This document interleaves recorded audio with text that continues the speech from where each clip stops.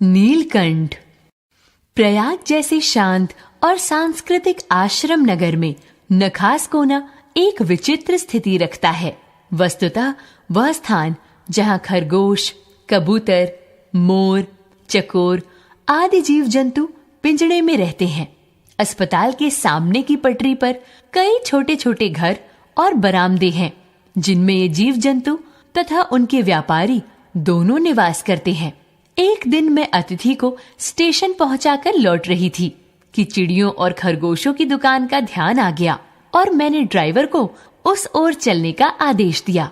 बड़े मियाँ चिड़िया वाले की दुकान के निकट पहुंचते ही उन्होंने सड़क पर आकर ड्राइवर को रुकने का संकेत दिया।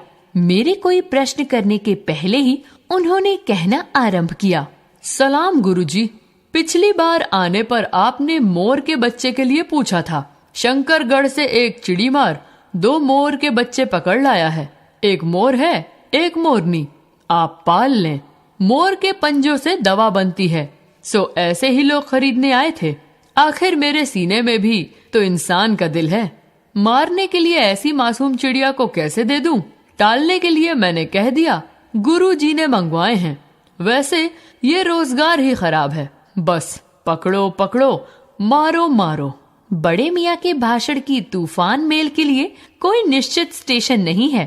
सुनने वाला थक कर जहाँ रोक दे वहीं स्टेशन मान लिया जाता है। इस तथ्य से परिचित होने के कारण ही मैंने बीच में उन्हें रोककर पूछा, मोर के बच्चे हैं कहाँ? बड़े मियाँ के हाथ के संकेत का अनुसरण करते हुए मेरी दृष्टि एक तार के छोटे से पिंजड़े तक पहुंची, जिसमें तीतरों के समान 2 बच्चे बैठे थे। मोर हैं, ये मान लेना कठिन था। पिंजरा इतना छोटा था कि वे मोर के बच्चे जाली के गोल फ्रेम में जड़े चित्र जैसे लग रहे थे। मेरे निरीक्षण के साथ साथ बड़े मियाँ मोर की तारीफ में भाषण दिए जा रहे थे। ईमान कसम, गुरुजी, चिड़ीमार ने मुझसे इस मोर के जोड़े से नगद 30 रुपए लिए हैं। बहुत कहा, भाई जरा सोच तो, अभी इनमें मोर की कोई खासियत भी नहीं है कि तू इतनी बड़ी कीमत ही मांगने चला। पर वह मेरी क्यों सुनने लगा? आपका ख्याल करके अचता पछता कर देना ही पड़ा। अब आप जो मुनासिब समझे। इसलिए 30 चिड़ीमार के नाम के और 5 बड़े मियाँ के इनाम के देकर जब मैंने वह छोटा पिंजरा कार में रखा, तब मानो वह जाली के चौखटे का चित्र जीवित हो गया। दोनों मोर के बच्चों के छटपटाने से लगता था मानो पिंजरा ही सजीव और उड़ने योग्य हो गया है। घर पहुंचने पर सब कहने लगे, तीतर हैं, मोर कहकर आपको ठग लिया। इस पर अप्रसन्न होकर मैंने कहा, मोर के क्या सुर्खाब के पर लगे हैं तो पक्षी ही, और तीतर बटेर क्या लंबी पूंछ ना होने के कारण उपेक्षा योग्य पक्षी हैं। पहले अपने पढ़ने लिखने के कमरे में उनका पिंजड़ा रखकर उसका दरवाजा खोला, फिर 2 कटोरों में सत्तू की छोटी गोलियां और पानी रखा। वे दोनों चूहेदानी जैसे पिंजड़े से निकलकर कमरे में मानो खो गए। कभी मेज के नीचे घुस गए, कभी अलमारी के पीछे। अंत में इस लुका छिपी से थककर उन्होंने मेरे रद्दी कागजों की टोकरी को अपने नए बसेरे का गौरव प्रदान किया। 2-4 दिन वे ऐसे ही दिन में इधर उधर गुप्तवास करते और रात में रद्दी की टोकरी में प्रकट होते रहे। फिर आश्वस्त हो जाने पर कभी मेरी मेज पर, कभी कुर्सी पर और कभी मेरे सिर पर अचानक प्रकट हो जाते। खिड़कियों में तो जाली लगी थी, पर दरवाजा मुझे निरंतर बंद रखना पड़ता था। जब मेरा कमरा चिड़िया खाने जैसा होने लगा, तब मैंने बड़ी कठिनाई से दोनों चिड़ियों को पकड़कर जाली के बड़े घर में पहुंचाया, जो मेरे जीव जंतुओं का सामान्य निवास है। दोनों नवागंतुकों ने पहले से रहने वाले पक्षियों के बीच कुतूहल जगा दिया।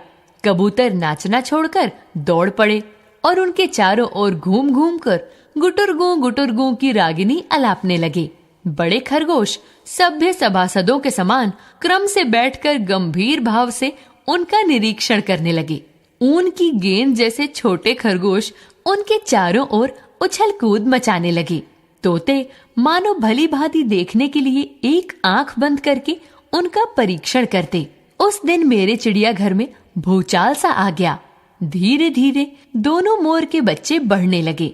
मोर के सिर की कलगी और सघन ऊंची तथा चमकीली हो गई, चोंच और पैनी हो गई, गोल आंखों में नीलमणि की चमक झलकने लगी।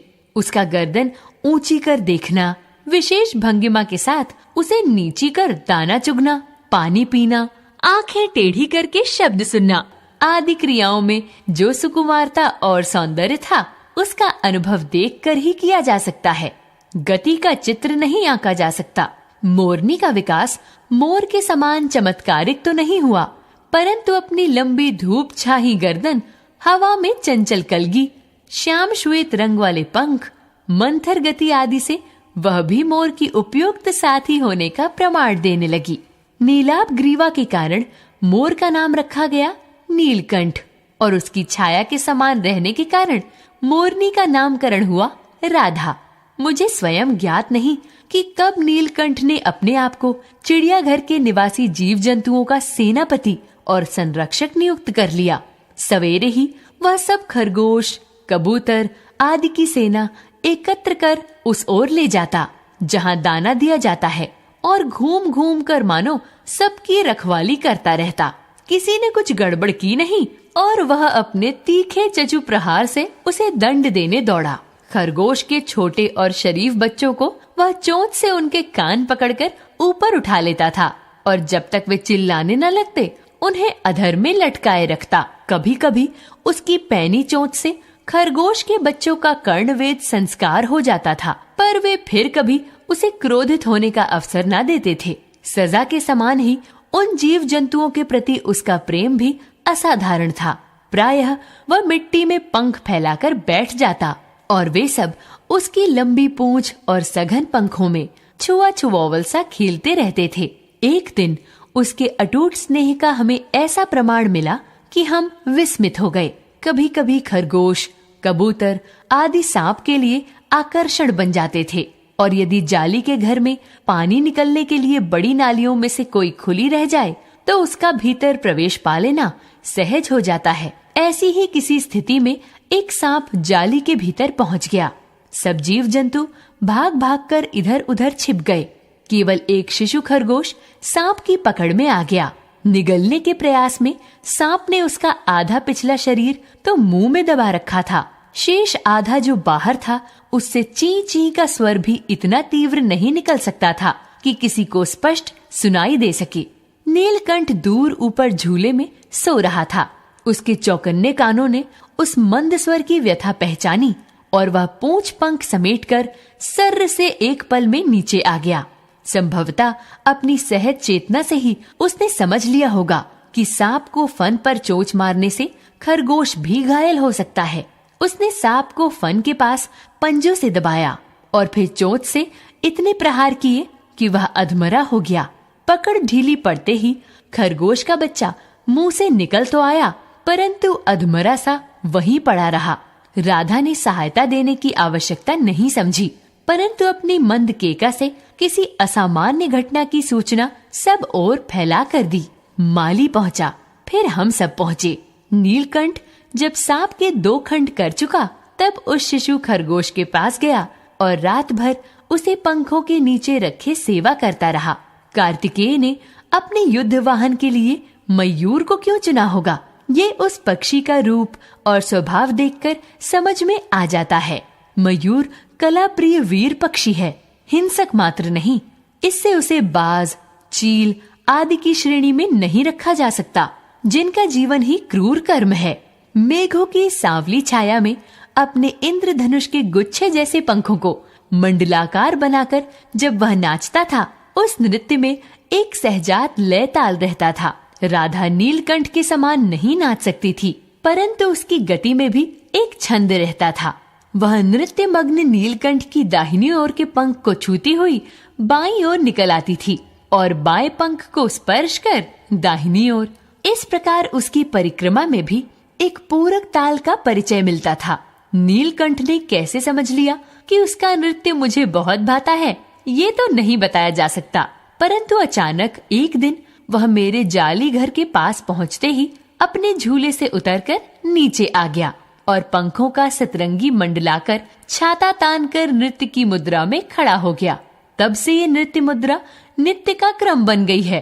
प्रायः मेरे साथ कोई न कोई देशी विदेशी अतिथि भी पहुंच जाता था और नीलकंठ की मुद्रा को अपने प्रति सम्मान प्रदर्शन समझकर प्रसन्न हो उठता था।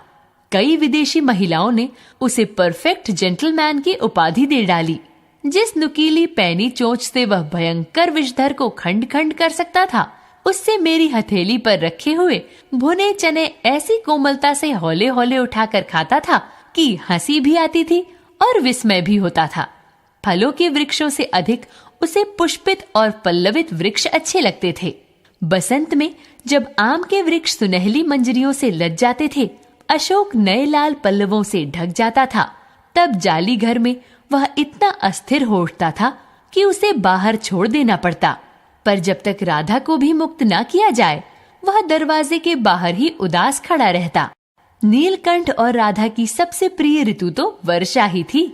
मेघों के उमड़ आने से पहले ही वे हवा में उसकी सजल आहट पा लेते थे और तब उनकी मंद्र केका की गूंज अनुगूंज तीव्र से तीव्रतर होती जाती। मेघ के गर्जन की ताल पर ही उसके नृत्य का आरंभ होता और फिर मेघ जितना अधिक गरजता, बिजली जितनी अधिक चमकती, बूंदों की रिमझिमाहट जितनी तीव्र होती जाती, नीलकंठ के नृत्य का वेग उतना ही अधिक बढ़ता जाता और उसकी केका का स्वर उतना ही मंद्र से मंद्रतर होता जाता। वर्षा के थम जाने पर वह दाहिने पंजे पर दाहिना पंख और बाएं पर बायां पंख फैलाकर सुखाता। कभी कभी वे दोनों एक दूसरे के पंखों से टपकने वाली बूंदों को चोंच से पी पी कर पंखों का गीलापन दूर करते रहते। इन आनंद के क्षणों में एक करुण घटना घटित हो गई। एक दिन मुझे किसी कार्य से नखास कोने से निकलना पड़ा और बड़े मियाँ ने पहले के समान कार को रोक लिया। बड़े मियाँ की भाषण मेल फिर दौड़ने लगी। देखिए गुरुजी, निर्दयी चिड़ीमार ने बेचारी मोरनी का क्या हाल किया है। ऐसी कभी चिड़िया पकड़ी जाती है? आप ना आई होती तो मैं उसके सिर पर इसे पटक देता, पर आपसे भी ये अधमरी मोरनी ले जाने को कैसे कहूं? सारांश ये है कि 7 रुपए देकर मैं उसे अगली सीट पर रखवाकर घर ले आई और एक बार फिर मेरे पढ़ने लिखने का कमरा अस्पताल बना।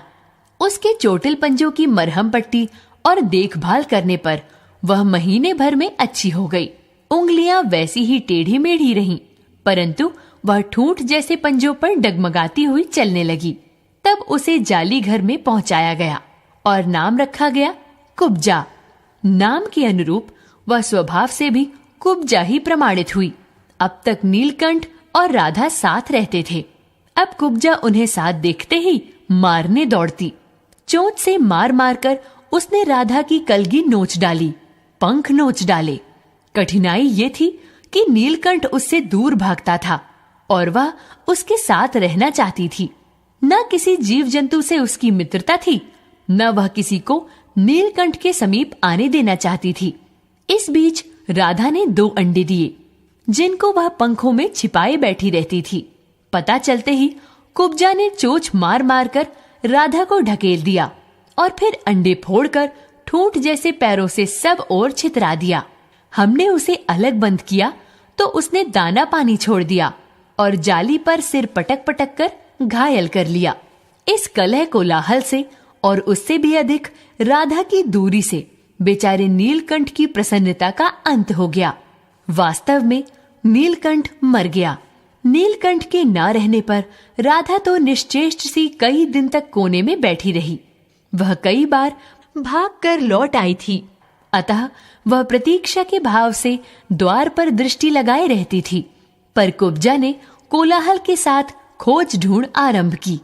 खोज के क्रम में वह प्रायः जाली का दरवाजा खुलते ही बाहर निकल आती थी और आम, अशोक, कचनार आदि की शाखाओं में नीलकंठ को ढूंढती रहती थी। एक दिन आम से उतरी ही थी कि कजली सामने पड़ गई। स्वभाव के अनुसार उसने कजली पर भी चोंच से प्रहार किया। परिणामतः कजली के 2 दांत उसकी गर्दन पर लग गए। इस बार उसका कलह कोलाहल और द्वेष प्रेम भरा जीवन बचाया न जा सका। परंतु इन 3 पक्षियों ने मुझे पक्षी की प्रकृति की विभिन्नता का जो परिचय दिया है, वह मेरे लिए विशेष महत्व रखता है।